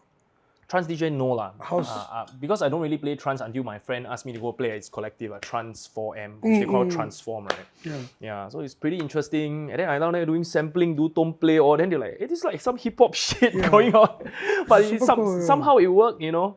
And then I just say that based on my limited knowledge of trance, right, I feel like that was the best that I can do. Yeah. But there's definitely more things that like I'm not aware of, and that's why I'm asking them like what can be better and stuff lah. But for DJs warm up wise, I do a lot of bass music and hard dance music, international DJ warm up before. That's like what I'm very confident. So do you start off a slower BPM or the same BPM, or you must hand over like in your? It really depends. So there's the Zouk formula, yeah. But I'm no longer with Zouk, right, for like 3-4 years already. I'm now with like High House Nova. But thinking about Zouk, right? There's the Zouk formula, the one that Jeremy Boone teaches. You start for 1 to 5, you know. And You bring it up lah. You bring it up, So right? it's a journey warm up. And until the last half an hour or 15 minutes, Then right? you whack it. No. You You drop. actually you drop to like signal like the guy is like coming soon already. And then also, right, when the guy come in, right, there's a bigger contrast so people can jump. Yeah. So depending on how big the guy is, if it's Skrillex, half an hour before I can drop already. I can play reggae, I can play Mumbaton, all this, you know. But if it's like not so famous, maybe 5-10 minutes before I drop, then when the guy come in, when he whack, right, it can sound doubly hard. Yeah. So it's the same thing as I did for Alan Walker opening at Expo. So Whoa. Yeah. So it's But the Alan same. Walker is a bit easier because everybody's already really pumped up. Yeah. So you can kind of like. Yeah, but then the thing is like I really keep it like flat, and then I can feel that the crowd want more, right? But I just maintain. Yeah. I had to do the warm up for Anderson Park. Oh. DJ Pee-wee. And he was playing on vinyl, so I had to do a vinyl set. Oh, what? Yeah, it was at Esplanade, yeah. Okay. To do vinyl set. I was so like What do you go last minute buy or what? no, I mean I still collect collector, vinyls, yeah, yeah, right. and I still do sets in vinyl. Right. So I started off as a vinyl and CD DJ. Right. So I had to go and I already had some vinyls and all that, but it was quite fun, man. It was actually a very interesting set. Like, it adds a new level of technicality. Yeah. I thought. And you mix, right? Because it's very basic mixing. You can do a bit of tricks, but nothing too fancy. But same thing, like I started off then drop 1 or 2, 3 familiar tunes. But the last one, because it's Anderson Park, right, I can be a bit experimental. So I can drop some funk, some like real stuff that people, I can drop a jazz cut and everybody's like, whoa. And they say this is good, you know? Because it's Anderson Park. So easy. Like, Yeah. The crowd that comes is like more connoisseur type. yeah. So So, you- it's you not bad. understood, yeah. Yeah. Anderson Park warm up. I even dropped a Tamil tune on a vinyl. So old Tamil vinyl, I played a Tamil tune and all my That's just your branding, really. my brown skin brothers and sisters were mental. They were like, wow, bro. Some more speed. And it was very fun because after I come out and said, these guys are coming, I mean, my fellow Indian brothers and sisters are coming up to me and going like, oh, I feel heard. Like, you heard me. I was like, wow, that's cool to hear, man. You know, like a minority. Oh, that's being damn like- cool, man. Yeah. When I play a Chinese song, no Chinese guy will come. I feel hurt, man. Everybody said, can you play one more? yeah. That's why. And Behind the Green Doors also recently did a collab with Young Raja. Maha and Go? Yeah. Yeah. I thought it's like super teaming, man. Yeah. That was very interesting because Raja and I mean, we see each other in the scene and we'll talk, right? And same thing, Raja actually he saw me perform at Jyoti. I did a warm-up for Jyoti. And I was dropping on this Indian beats and I was doing this trap Indian music. And Whoa. so he was like, what the fuck? Jai Wolf, Yeah. No, not even Jai Wolf. It's like, there was some cool, actually, Hanuman kind, the rapper that became... That Hanuman, Mankind. yeah. That guy, his DJ, or he does his trap album and actually damn cool Indian beats and they do it trap, And I'm playing all this kind of stuff and actually he met me and he said, oh, what you're doing, all that is so cool and blah, blah, blah. And we started talking because of the stuff. I say, I'm doing this. And we always see each other and he always say, we need to work together, we need to do something. I'll be like, yeah. And Raja's like that. He's a creative force. He comes, he talks, he always wants to, let's do something. And somehow Maha and Co came and went and we checked it out. And I was like, oh, wow, there's some synergy right here. Yeah. And I'm actually, for another thing, you must know that a lot of my resident DJs I used to do in Tel Aviv, right? Apart from only one, but majority are all locals. I'm always making sure my residents are locals. I'm very particular about it. Why? Right. in the nowadays it's a bit different because now it's more sessionist. You have to book, you're not resident. Because I feel like the local DJs need to be given a very high platform. They need to be given a platform to showcase the international level. I still think Singapore DJs are, in my opinion, ranked very highly, right? I've held my ground, like personally with DJs I'm back to back with. You know, there are videos of me and some people like I'm back to back with some guest DJs and we can hold our ground. And not me, I'm speaking for the whole. A lot of them can hold their ground.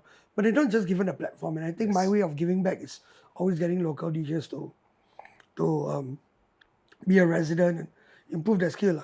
The only thing about resident, which I was a resident, you also was a resident DJ, it can be tiring. Yes. Because you do Thursday, Friday, Saturday, after a while you repeat sets, you become mindfuck, you already become what you call muscle memory, right? You just okay lah, this and down, just scratch, you know already. Yeah. You know, in fact, you don't even have to use your serato, you just get beat match and mix it and go Yeah. right? So that's a tricky part. But I feel like, so all my DJs are all locals in Selawi.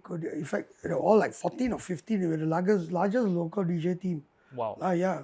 Like I was booking all local DJs, right?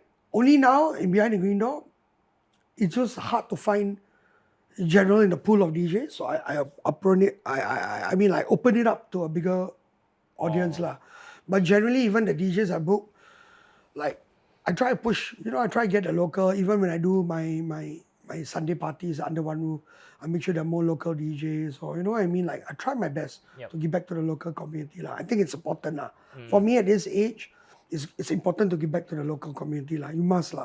So even today, when young DJs come and talk to me, if they come up, they always ask me how to improve or anything. I always try my best to. There's some that I've met personally and just teach them like 1 hour lesson, not either improve mixing or tell them like do this trick, don't just Yeah. So I heard from Pretty Please you teach her DJing also. Oh yeah. Yeah. They're pretty. I hope she comes out and plays soon. She actually can beat match, without the sing button. So she can actually she's got it. She actually got like the musical sense. But you must practice beat matching is she got it actually. So I'm waiting for her to I taught her. Yeah, I taught a few people in the scene actually. Yeah. Siva also, I taught Siva. Siva's like also another guy naturally, some DJs when you just show them, I don't want to use the word teach. You show them a bit naturally, they just can get the beat. Introduce them to the world. You can, man, yeah. And there are few that I kind of guided and naturally they could wow, they were like, yeah. Yeah. And going back to DJ booking, right? How do you make money as a DJ booker? Because I know of a few friends that do DJ booking as a full-time job, and then I'm like, how does this even, These DJ bookers, are they based in clubs or just tour? Maybe like super modified kind. Oh yeah, okay, cool. Or maybe they own self freelance person. Yeah, the agencies are. Okay, travel agents. Yeah. Or whatever like Andrew T is doing. Yeah. Yeah. So how does this kind of work? How do they barter the deal? Do you have any insights into this? So for these guys, there are a few ways to do it. Okay. One is they go to the main agent, say I want to do your Asia tour. It's all under me. How much are you looking to get for your whole tour? And they say, look, we're looking at this amount of money. Total 5 shows give me maybe $40,000, $30,000. Yeah. Right? And then they say, okay lah. So they go and fish it out to every year. So certain places will take a higher, if they took in a location of 4,000 bags, they'll take a smaller club will take a lower, you know what I mean? But the total of these 5 shows must amount to that. Okay. Now, what they sell and the profit, some will do the agent commission fee, some might mark it up lah. You'll never know lah. Agent commission fee is what? Plus, they just for the admin lah, plus 10 or 15% lah. Oh. So if I book the DJ at 3,000 euros, you just plus 10%. So they make 300 euros, right? But they must be booking, those guys who do that, they're probably booking 6 or 7 acts at one go all over, you know what I mean? Right, so they're making probably 2,100 euros per city, that kind of thing. So they can do it that way, right? Or they get agent commission, or they're told you get this price, you can sell it higher, up to you, you know what I mean? Oh, okay. Right? Okay. Or I get a cut fee, I get, there's a lot of ways to... Right. So basically the bookers have the relationship with all the clubs. Yeah, they will go straight up directly and they got the agency with the main agents. That's the most important part. The clubs they do, because that's important, but the main agent. So if you go to your Osman, to your William Morris or CAA, yeah. But some of the big clubs, like if you work in Salavi, you can deal directly. You can bypass what we call the parallel agents. Yeah. You can bypass and go directly because you're quite a big boy, right? Yeah. So they won't So in Salavi days or all this, you can directly kind of, but very legit to deal with like some of the bigger boys because it gets really like the offer sheet, the agent's sheet. Because you have to put in an offer. It doesn't work like. Or they can reject you. Yeah, they have an offer sheet with the number of packs. They do some calculation. I'm not sure how that calculation is. Right. But long story short, like if you want to book Fred again or anything, you have to put in an offer. Wow. They don't tell you how much he is. Yeah. And then the venue might not be big enough for that guy. Yeah. So they'll say like, oh, this. Okay, what about 150,000? Or I'm not saying we do that. I'm not sure what's Fred again. I'm just giving an example. Then the guy will look through the offer sheet, the number of packs, how much you're charging, blah blah blah. You have some calculations. Say, okay lah. Since you're doing this, I think we can ask more. You know what I mean, right? Wow. Yeah. It's an offer sheet form. Have you ever seen the offer sheet? I got a lot of things on. Yeah. So fill out everything. Yeah. Yeah. So some of them become your friends, and it's easier lah. Yeah. Yeah. Right? You can just, hey bro, are you okay to play? Okay, send the contract. So there's a lot of my bookings in Behind the Green Door are people that I know. We know the agent or we know the DJ directly. So some of them are my personal friends, and like over the years I've like built up and all that. Yeah, so this is also another thing within the DJ scene that you can earn money, make a living lah. You don't have to just DJ alone. Yeah, which is something that like young DJs should be like exposed to lah. Yeah. They can do it, but it's a lot of paperwork, and you need to know the right people lah. Because for me, I've dealt with some people and they are doing it for 2-3 years. So when new player comes in, I'm going to be a bit iffy, right? Yeah, like, oh, I got this DJ, it's now under me. Then you're like, but I used to deal with DJ, where the fuck did you come from? Yeah. So I'm not saying there's nothing wrong, but sometimes you just have to be very careful lah.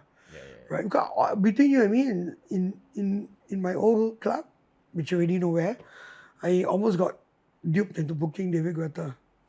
I'm not making this shit up. Oh shit. Almost. Signed the contract, everything. Then I looked at it and went like, and I got him at a super cheap fee, about to send the money over. They showed a fake contract, everything. Something was wrong. I remember reading the contract. I signed it, but I don't know why. I went home that night and I said, fuck, something is wrong. Something is fucking wrong here.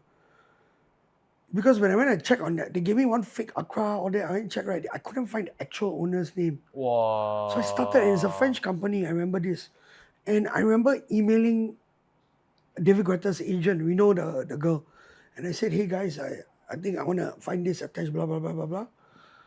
And when they got it, they said, no, this is fake, and blah, blah, blah, blah, blah. Wow. And they actually put it up on their Facebook page, and almost. Fuck, dude.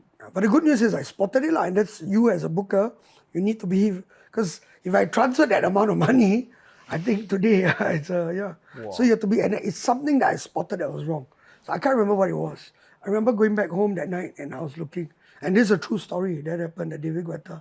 Oh, shit. Yeah. I saw and I got it like super cheap, like 30,000 euros or 20,000, super fucking cheap. So I was like, what the fuck? I can make money, what? David Guetta is like a 250K it's range. like this crazy amount. Yeah, there's a podcast with this guy called, I don't know, something white one, his name. It's like a Pasha Ibiza. Oh yeah, the owner, yeah. One of the CEO lah, that works for the owner. Yeah. The guy that popularized Pasha. And then he's like, David is worth 250K and he's worth every penny. Because the amount that he can bring in is like, wow, Yeah. Yeah, lor. So David Guetta is one of those guys that like it's like a no-brainer lah. You book him, you'll get it back lah. You can really sell out for him lah, right? There's something like that, and that's why he's commanding that fee lah, right? The value and all that. But yeah, that's my story lah. So you have to be very careful also with all this DJ booking. You need to look at your T's and dots, and there are a lot of agents that fish out also, right? I don't know whether they cover this, but meaning they're not. So maybe some of the parallel agents, they're your friends, but they'll tell you like, hey, I got this so-and-so DJ, right? And then, are you keen? And if you're keen, what offer will you look at? So you put in an offer, but they'll go and fish out first before they actually got that DJ. You get it? So they put a feeler out and go like, oh, okay, total I can make 20,000. Okay, I'm going to talk now. Yeah. So they might not even get it. And while sometimes this happen, he's already dealing with another actual agent, so it becomes which has happened before. Wow. Yeah. Fuck, this is another world, man. Yeah. Yeah. And you see, there are a lot of these like agents that handle tours, right? But it becomes, you have to just know the people. I mean, I've been doing booking like for nearly 15, 18 years. Yeah, so, right. Can't beat Biden. Biden is quite loud chow in it. Yeah. DJ B has been doing it for a while. Yeah. And then that's the reason why they say that artists at the end of the day, they might not even make the whole entire sum of the money. All these people in between, By the time they actually get the money, right, they like, probably, I don't know how much. Again, go back, eat kacang putih only. Yeah. Do you see, have you watched Breaking Bad? Yeah, I have. There's one episode where Season 1 only. they went on their own and they made the money out of the drugs. They were just doing it on one. Anyways, one episode and all of them, he broke away from dealers and went direct his own. Yeah. Then you realize you have to pay this fella, have to pay the police, have to pay the... Eventually what he was left with was... And that's how exactly, There's this nice Instagram meme, like funny satire, agents, assistants versus agents. Like, it's on it. Then all the different like agents, the shady ones. And Yeah, especially in entertainment industry, right? You cannot really avoid the shady behavior. Yeah, you can't. But how can an international artist kind of go direct? Because honestly, it's very hard, right? You need someone to manage this for you, right? What do you mean? Like, because you say as you are a bigger club, you can go direct to the agent or the artist, right? No, because actually most of these agents, right, it really depends. So some of these boys, usually the agents are quite straightforward. There's like, if it's like from William Morris, it's the same guy. So generally, when you kind of like, if you want to book, say, David Guetta, and he's with a certain agency or CA, or for the sake of argument, I'm not sure now, like William Morris, and you might know someone there already, and you can email that guy, say, hey, I'm keen to book. Okay. You know, do you mind giving me the link of who is his agent? And they'll intro lah. You know, so you have to, I mean, look, at the end of the day, it's about connections. Yes. Sometimes we deal directly with the agent. Now, I tell you the truth, is when your friend is a friend, right? So on the direct agent pricing, like if you as an artist to artist, very rare you can get a mate's rate. Very rare you can get a like a mate's rate lah, very rare. Yeah. Friend price. Yeah, you can, but it's very rare lah. Because at the end of the day, this guy signed an agency to make money, right? Then every time like that, your uncle wedding, they'll DJ, auntie's wedding, or go, you know, your girlfriend's birthday party, I book. Yeah, if you go through the main agency, very hard to get like the mate's rate. Yeah. But so it's very hard. It's very hard. That's why today I work in this industry, and the number of people, and I'm pretty sure when you ask the DJ bookers, they'll tell you, the number of people tell you, hey, I know David Guetta, I can book him for you. He's an old friend. I studied with him in high school. My brother and him, buddies, all this, like, fuck you blur. Oh, I know this famous DJ. My sister and him used to be together. Then he eventually found out he had a wife. Whatever the case is, lah, right? But my point is, like they will tell you all this, but there's no such thing. Especially the A-lister, you can go directly to them and get a mate's rate. Unless you are like real mates lah. Like not even real, unless your brothers is like family member. Very rare. Okay. It's very, very rare. Okay. You might get a discount, maybe very rare, but it's super hard lah. I've never gotten an A-lister at a mate's rate. Like even I know him or her, right? Never. Yeah, that's what they have an agent for, right? Yeah. And what's the difference between that and a manager? Because manager don't handle bookings, right? Manager is a tour manager. He's the one he deals with the agent. So like the manager is the one there's tour manager and the actual manager. Actual manager. So the big ones, the actual manager will check David Guetta's schedule. Personal assistant. Or not David Guetta, any famous DJ, and then check lah. Okay, he's available to do Asia tour at this date. Let me talk to William Morris or CA or whoever lah. Okay, Asia tour. He's keen. These are the dates. 20 dates. Fill it up. Okay. That's it.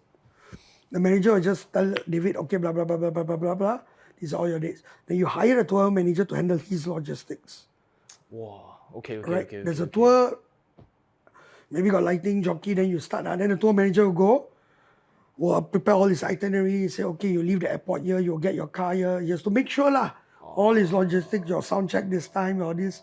Yeah, so sometimes they'll come, and I think you had an episode where I think Zushan was saying, or Ben was saying, like the tour manager got drunk or something, right? Oh. Yeah. Remember he said that he Yeah, booked, the artist not the one drunk. yeah, it's that's the tour manager. So sometimes they are like that lah. Also, there's the main manager, there's the tour manager, and then there's The agent. main manager usually don't deal. Sometimes the main manager might travel lah. Yeah, there's some the managers travel with them. Yeah. Oh, okay.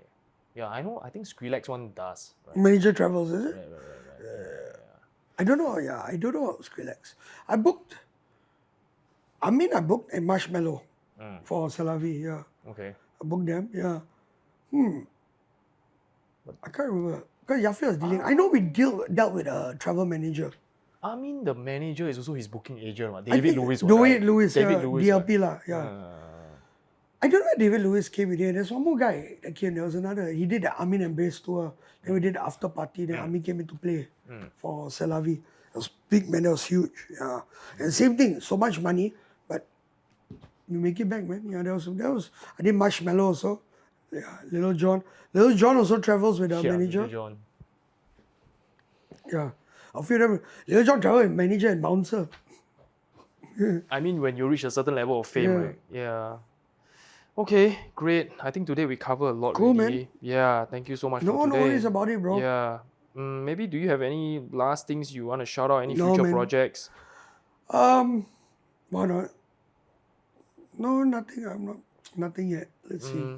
But so far, maintaining the concepts, really busy enough already. Yeah, and I'm doing Behind the Green Door. Then most of the time just looking. And I got some side consultancy projects I do for F&B, just PNL and ops. Some more you're DJing a million places. Yeah, wow.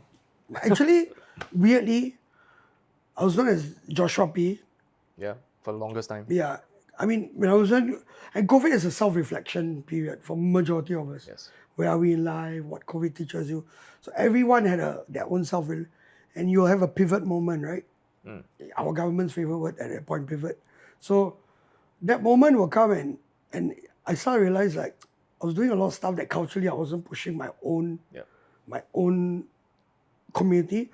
And my grandma would always say, you want to help the world, right? Help the circle first. Help your neighbor first. Don't worry about what I mean? Expand. Then you expect. Don't work within your circle. And I thought that was important. Then I remember changing my name and I called a few people. Some people said, oh no, Joshua is such a big brand. Everybody knows you. I was like, I'm not big famous, only in Singapore. But eventually I killed off and went with Raaj. And weirdly it's been like working well, man. Actually I became like, at one point I was like booked to play like so many openings, acts. I was like on so many Faithless. I was playing like, at one point like almost every other act. Giles Peterson, right? Conductor, Near Archives. Fuck, I was like it was crazy. And it was so cool because you're playing to a dance floor and I get to study and learn and play like different tunes that come in. Okay, I can drop this today. And they're all different genres, so which is so cool. Which not many people can experience. Like Near Archives is drum and bass, Rosca is UK funky, right? Cyrene I'm playing next week, which you have to come and see him play. Like Cyrene to me is like that guy. At what venue? Behind the Green Door. Behind the Green He's Door. with Groove Talk booked him. Oh. So we're doing a collaboration. And Cyrene is one of those guys, like, I love this guy. He's a young soul, but the way he plays, right, he reminds me how you can be technical and still run a set, being so cool in it. Like he'll do a drop, his flips, his drops, he's full. Like suddenly you look this keynote part and suddenly you mix into another riff of another song and you're like, whoa, what the fuck? Yeah. So Giles was like that. Cyrene, all that new style of DJing that loops and Don't play in some form. You should come and see him play. And those are the DJs where you just sit behind and go like, wow, that's cool, man. Yeah, I think very importantly they must play accessible music so the normal people can get it also. Yeah, I think that's very important. I think a lot of these DJs tend to. Yeah, and Cyrene is good. Like you have to check Cyrene out. He's like one of those DJs like plays everything, like from house to hip hop to funk to UKG. So it's been good DJing but I'll cut down. I think I wanna also do more business stuff. Not business. I think like the other day is like also. I know it's very cliche, but I want to cut down my gigs, just take one or two, like one gig. Like at one point, I remember, I don't know, it was last year, like every Friday and Saturday, which I'm not complaining. I loved it. Every Friday and Saturday, I was playing to a dance floor. And it was different because I'll be playing Manifest Party, a Groove Talk Party, a Collective Minds Party, playing a Behind the Green Door. Then I'm booked to play a pop-up party, like wow, every weekend was dance floor, which I loved. So fun and, But you want to cut down because you want to focus on something else. Yeah, and I think also the younger DJs, like what you say, they have to step up. Like I hope they come out and play more lah. Right, and but I'm enjoying it. I'm not saying I don't want any more gigs. So people listening, please please book me, but yeah, and I think like it's good. And now I'm trying to do more. I'm trying to do my shows in more of an art form. Like I'm going towards that direction. More showcase. Yeah, so I'm working with a few people, like with poetry involved. Live. I did one light night show with Raga playing music, getting Isuru to come and play guitar that sounded like a sitar. And then one girl singing like Carnatic, and it was so cool, man. Like we did. Whoa. So I'm trying to go towards that cultural with form. visuals and like So the next big project I'm doing is like I'm working on this like South Asian party with Groove Talk and What's South Asian party? Huh? South Asian. South Asian. So it's an Indian like form, and like basically we're putting DJs there playing garage, bass, house. Where you got like Bharatanatyam dancer, someone playing the sitar, then Indian visuals, the way we want to design it, and all. I think it's something that we feel like these kind of parties that would change the mindset and Yeah. Make Asia like the forefront, right? Yeah, Rather than just copying the West. Yeah. And I think like, and it's interesting because the West are editing our Asian stuff now, right? Yeah. They're re-releasing and editing. And I hear like some suddenly one Malay song that sounded like everybody's editing and dropping. I was like, what the fuck is this? One drawing one Bollywood tune or Hindi tune or a Tamil tune, and like I'm shocked. I'm like, whoa.